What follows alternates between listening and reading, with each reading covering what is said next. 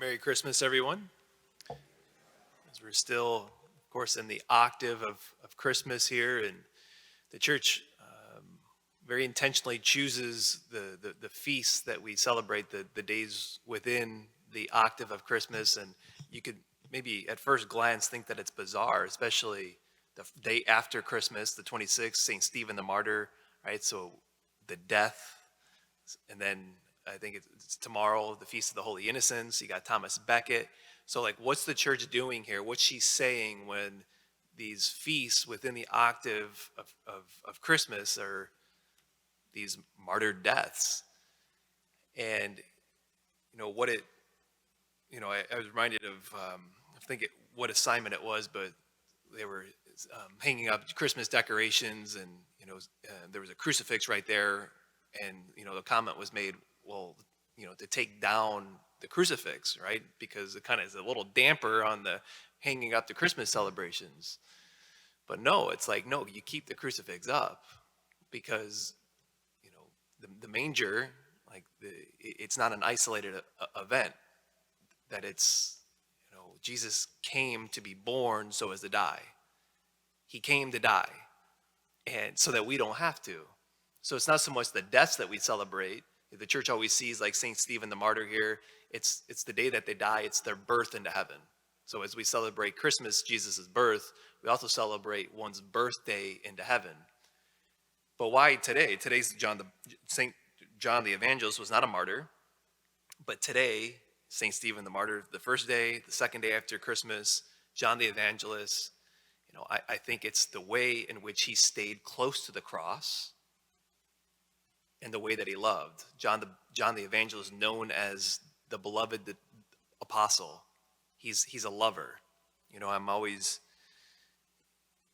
reminded again yesterday, those that are parents know this well, that every child is so different in their temperament and how they act and how they love. And even just yesterday, my twin sister made the comment, as Luke is just resting upon me.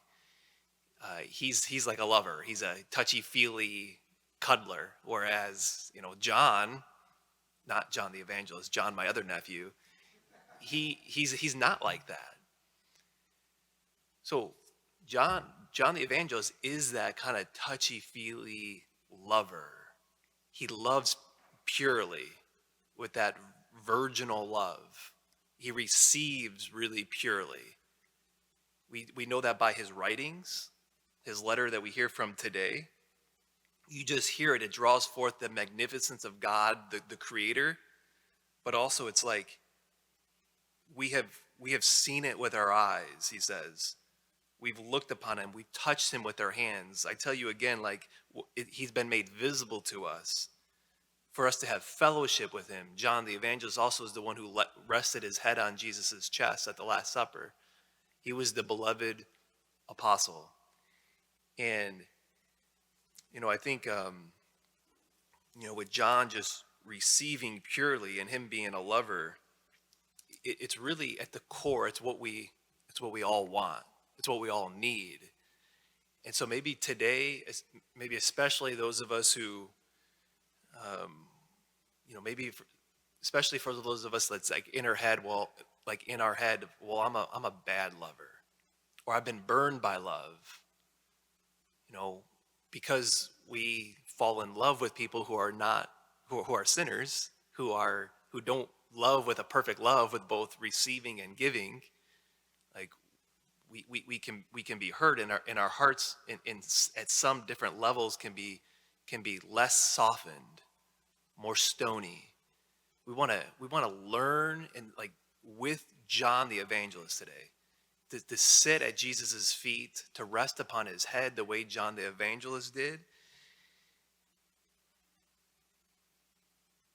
to be students in love, to be students in receiving the way John the Evangelist did.